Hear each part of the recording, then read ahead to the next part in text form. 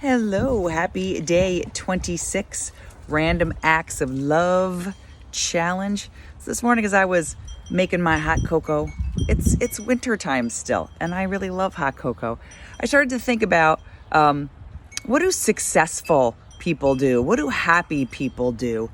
What do healthy people do? Fit people do? What's the secret to their success? Well, it's what they choose to integrate with themselves, and it's what they choose to separate themselves from. So this morning I make my cocoa from scratch. So I'll post a picture of what I put in. And I put some raw cacao and a little bit of chocolate, some almond milk, some honey. I have some maca in there for nice herbal adaptogen balance. It's got some mushrooms in it. Why do I choose these things?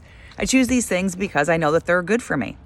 Better than the traditional cocoa, better than adding a ton of sugar. My body doesn't do well with sugar. It loves it on the way in, and then it completely creates a roller coaster for me later on. So I have to choose carefully what I put in, and then I take my immersion blender and I whip it all up, and then I use this chocolate whipped cream. If you have not had chocolate whipped cream, you don't know what you're missing. Good God, it's amazing. And it gives me a little taste and not a lot of bad calorie punch. So I love it. But back to successful people, healthy people, happy people. They make conscious choices to bring things into their life to contribute to how they want to live. So the sticking point there is conscious choices. 95% of our unconscious drives the bus for us. Only 5% of us is conscious thoughts. But we can invite in more consciousness. We can invite in what we really, truly want. So think about singers, dancers, professional sports athletes. Every day they choose things to immerse themselves in what they're trying to accomplish. And that's such an important thing. And in that immersion, you also have to make the choice of what you're going to separate yourself from, whether it's the bad food, the people that don't align with you. And maybe you don't have to fully separate yourself from something. Like I don't fully separate myself from chocolate whipped cream. That little bit gives me a lot of satisfaction. So maybe there are people that they're not in your inner circle, but they're in your outer circle.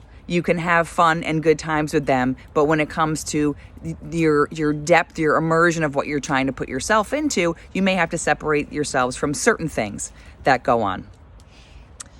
Maybe you have to separate yourself from distractions like the TV, the phone.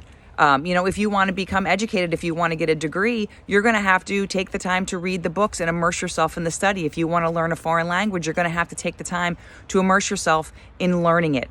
So this is where you get to manage your time wisely. You need to create consciousness about how you spend your time, who you are around, what you are integrating into your life. So integration versus separation.